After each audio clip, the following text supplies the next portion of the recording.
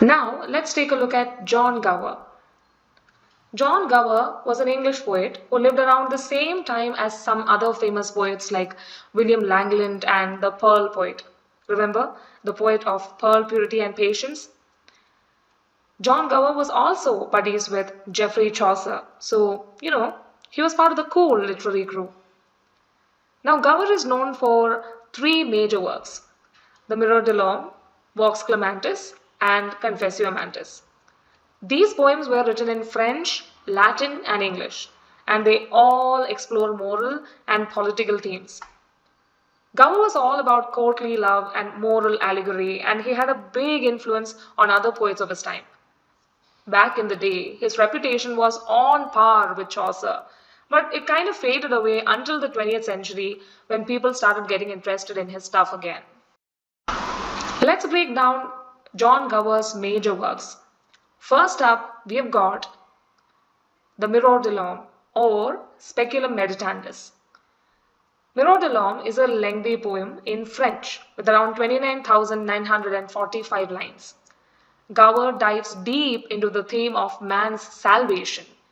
He talks about the devil and sin having these 7 daughters that represent different sins like pride, envy, ire, sloth, avarice, gluttony, and lechery. Reason and conscience try to save humanity, but it's not easy. The second part of the poem brings in the 7 virtues to fight against the devil's forces. In the final part, Gower takes a hard look at the corruption in society, from the church to the state to the workers. It's a heavy piece that explores the need for repentance and the intercession of the Virgin. Vox Clamantis. Next, we have Vox Clamantis, a Latin poem of 10,265 lines in elegiac couplets. Gower was inspired by the peasants' revolt of 1381 and he goes on to describe the rebellion in vivid detail. But here's the thing: Gower doesn't really sympathize with the rebels. No, he's more of a spokesperson for the landed gentry, the rich folks. He portrays the leaders of the revolt as bloodthirsty beasts or stubborn farm animals. However, he does acknowledge the importance of listening to the voice of the people, which he sees as a reflection of God. It's an interesting mix of old and new ideas touching on social democracy. Confessio Amantis. Last but not least, we've got Confessio Amantis. This one is written in English and it's a confession of love by the main character, Amans, to a priest of Venus named Genius. The priest teaches Amans about courtly and Christian love, and within this framework, Gower weaves in a collection of love stories. These tales come from classical and medieval sources and are told with a lot of tenderness. Some of these stories are inspired by Ovid's Metamorphoses, making it one of the first appearances of classical myths in English literature. It's a poetic exploration of love and morality that still resonates today. John Wycliffe. John Wycliffe was a dude who lived way back in the 14th century and he paved the way for the Protestant Reformation. He was a theologian, priest, and a scholar who was not too thrilled with how the medieval church was doing its thing. In fact, he called out a bunch of the same issues that later reformers would tackle.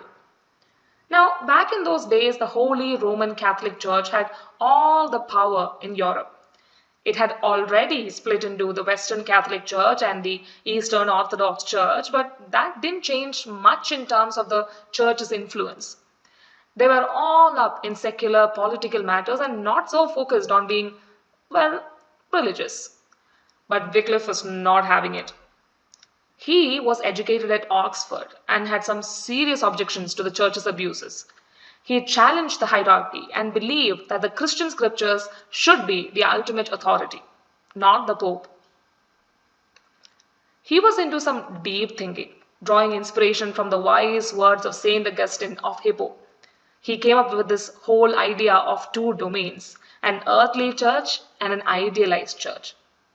Luckily, Wycliffe had some powerful friends in high places and the Western Schism, where there were 2 popes doing their own thing, causing enough chaos to distract the church from going after them. His followers, known as Lollards, helped him translate the Bible into Middle English, spreading his ideas far and wide. Now, it's worth mentioning that Wycliffe did get into some trouble with church authorities in England. He lost his teaching gig at Oxford, but hey, he never got officially kicked out or labeled a heretic. However, after he kicked the bucket, things changed. The church didn't take too kindly to his ideas, and in 1415, they did decree him a heretic. They even dug up his remains in 1428, burned them, and tossed the ashes into the river Swift. Talk about holding a grudge. But here's the cool part.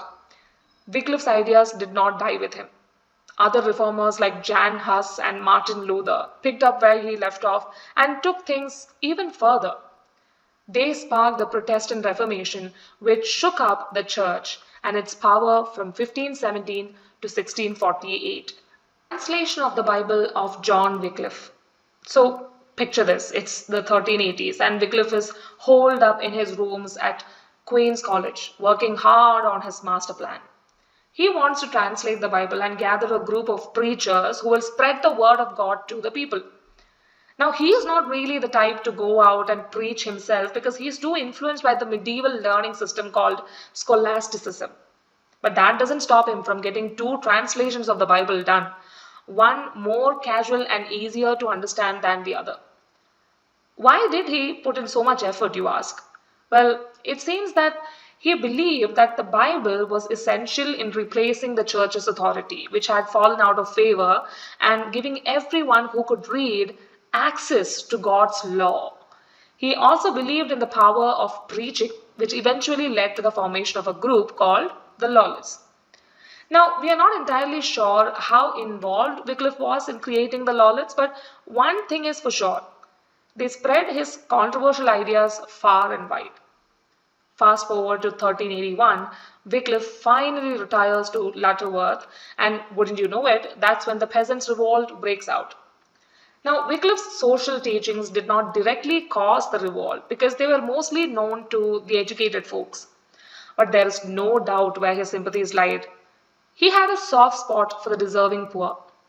During the revolt, the Archbishop of Canterbury was murdered and his successor was none too pleased with Wycliffe. The powers that be held in synod in London and condemned many of Wycliffe's works. His followers in Oxford surrendered and all his writings were banned. In the midst of all this, Wycliffe suffered a stroke in Lutterworth in 1382, but that did not stop him from writing like a madman until he had another stroke and passed away in December 1384. Now here's the thing, my friends. Opinions about Wycliffe vary. Some folks consider him a badass reformer fighting against all the messed up stuff in medieval times. But hey, there are others who challenge this view and call it the delusion of overly enthusiastic fans. So after 600 years, we are left with the question, who was the real John Wycliffe? Guess what? It's a tough one to answer. Alright nerds, now let's take a trip back to late medieval England and meet the Lollards. These were the people who followed John Wycliffe, a cool dude from Oxford University who had some pretty radical ideas. His thoughts were like a sneak peek of the Protestant Reformation that would happen in the 16th century. Now, the name Lollard was actually a mean nickname given to them. It came from the Middle Dutch word Lollard, which means mumbler. Some folks thought these Lollards were all about putting on a pious act while secretly believing in some heretical stuff. Wycliffe, back in the 1370s, started getting more and more rebellious with his religious views. He didn't buy into the whole transubstantiation thing and believed that preaching and the Bible should be the real deal in Christian teachings.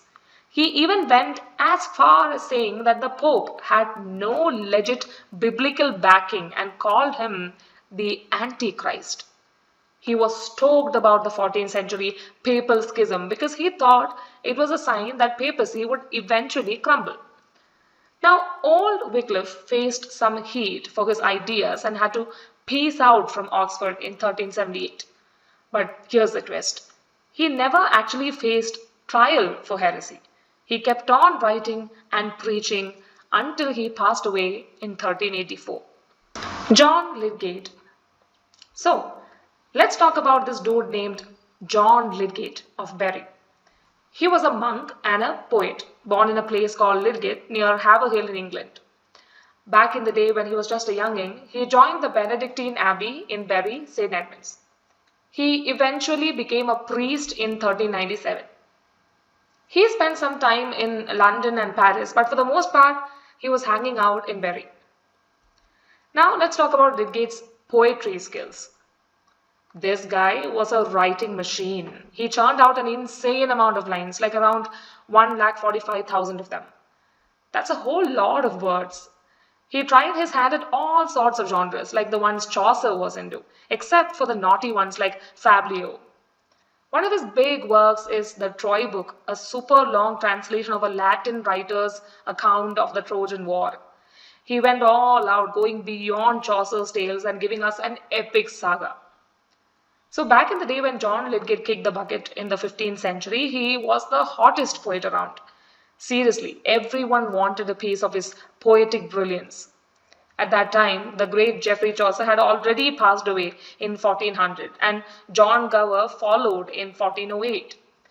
The only poet who could really hold a candle to Lydgate was Thomas Wyclif, who sadly left this world in 1426. But here's the thing. From the second half of the century, all the way through the 16th century and even into the early 1600s, Lydgate, Chaucer and Gower were like the dream team of poets, the poetic trio. They were praised and celebrated by big short wordsmiths like Gavin Douglas, William Dunbar, Stephen Hawes and so on and so forth. Even the lesser known poets sang their praises. These dudes were on fire. But you know how it goes, right? Fame and glory are fleeting. By the middle of the 17th century, Lydgate's star had faded, and people barely even remembered his name. The poor guy was practically forgotten.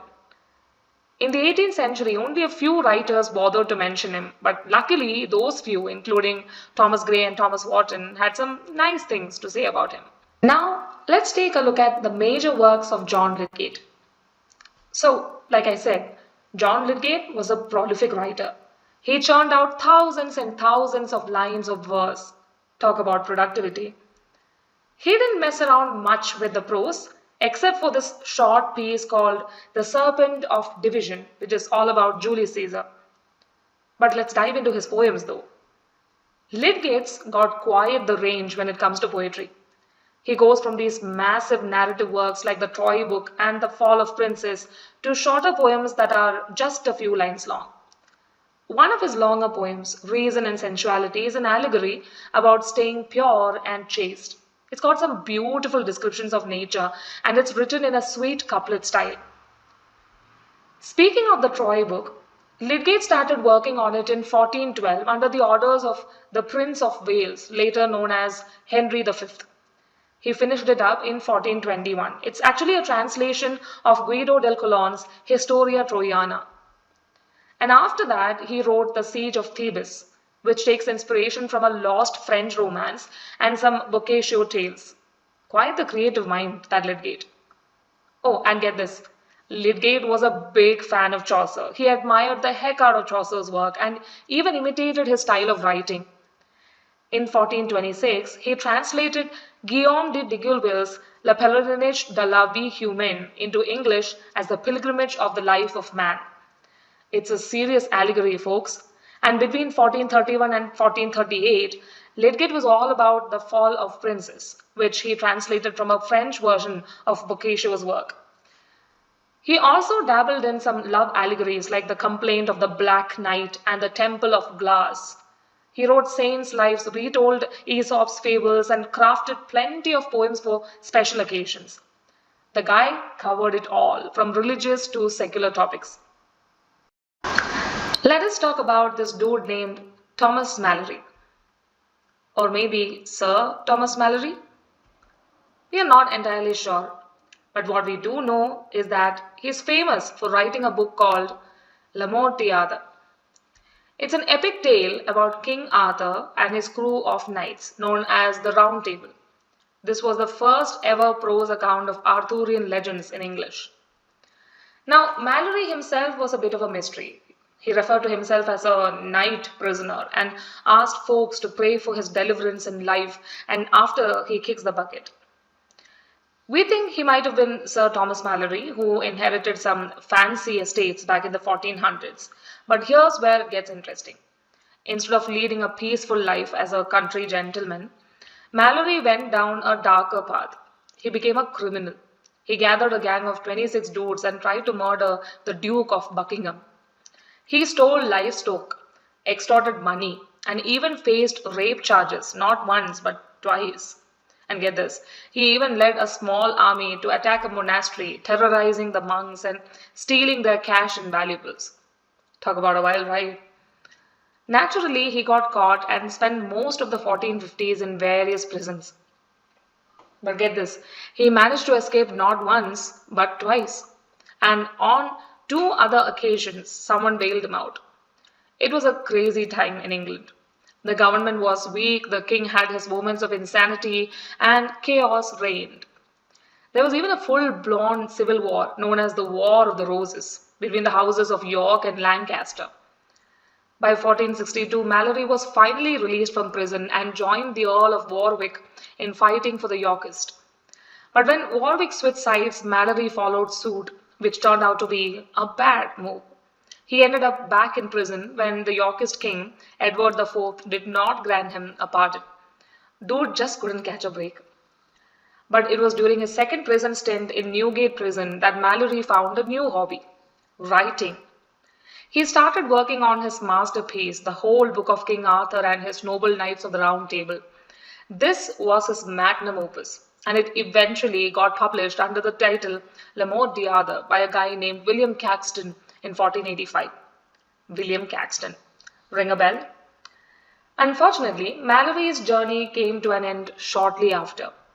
When the Lancastrians briefly regained power, he was set free, but 5 months later he passed away and was buried near the prison where he spent so much time. It's a legendary tale written by Malory around 1470 and printed by William Caxton in 1485. The only surviving manuscript predates Caxton's version and is housed in London's British Library. This epic story retells the adventures of King Arthur and the Knights of the Round Table starting from Arthur's birth. Malory based his work on French romances, but he put his own spin on it. Instead of just focusing on courtly love, he highlights the brotherhood of the knights and the conflicts that arise due to the scandalous affair between Lancelot and Guinevere. Yep, that affair ends up destroying the fellowship and causing some serious loyalty issues. So, what's the story about? Well, it's all about King Arthur, Queen Guinevere, and their crew of knights on a quest for the Holy Grail. This mystical object has some serious magical powers, and everyone is after it. The tale spans 21 books and covers everything from the founding of Arthur's kingdom and the creation of the Round Table to the epic adventures of individual knights, the hunt for the Holy Grail, and ultimately the death of Arthur and the downfall of his kingdom. In the third book, we get to witness the wedding of Arthur and Guinevere. Arthur spills his heart out to his buddy Merlin, confessing his love for Guinevere, who happens to be the daughter of King Leodegrance from the land of Cameliard. Oh, and Leodegrance is the one who has that famous round table. Talk about an epic love story, right? Malory wrote this masterpiece during a time of political turmoil known as the War of the Roses, which I've already mentioned. Despite the chaos, there was a resurgence of interest in chivalry and the glory days of Britain's past. The noble values of loyalty and honor depicted in the adventures of Arthur's knights were exactly what people craved. Malory even compared the behavior of his characters to the nobles of his own time, criticizing their lack of appreciation for loyal service. You see, Malory himself was stuck in jail when he wrote this, so he had some personal grievances to address. Right after Malory finished writing Le Morte d'Arthur, he kicked the bucket. But how the manuscript ended up with the publisher William Caxton is a mystery. Now, this Caxton dude is a big deal. He's known for publishing some of the greatest works in English, like the poetry of Geoffrey Chaucer. Usually, Caxton would give a proper introduction to the author and the work in the prologue, but when he published Le Morte d'Arthur in 1485, things were a bit dicey. See, the War of the Roses was still raging, and Caxton did not want to stir up any drama by mentioning Malory too much. The guy had some serious beef with the law, getting denied pardons multiple times. That kind of notoriety wouldn't help book sales. Plus, the book itself had some connections to the war, which Caxton probably wanted to downplay. Malory grew up during the Hundred Years' War, a time of constant conflict in Britain. Morte paints a picture of a messed up world filled with violence and chaos, but then Arthur and his knights come along and bring justice and peace to the land. Unfortunately, humans being humans, this newfound harmony cannot last forever. The world falls back into bloodshed and disorder, just like what happened in Malory's time with the War of the Roses. Camelot's unity crumbles just like England's did, thanks to Lancelot and Guinevere's betrayal and Arthur's inability to deal with it. The kingdom is ultimately destroyed. But here's the kicker: Malory never says Arthur died. No, he just went off to Avalon to heal his wounds, and that's where the story ends. The reason Le Morte has stayed popular is because, in the end, it's a story of hope. Despite all the chaos and destruction, there is still a glimmer of hope. Pretty cool, huh?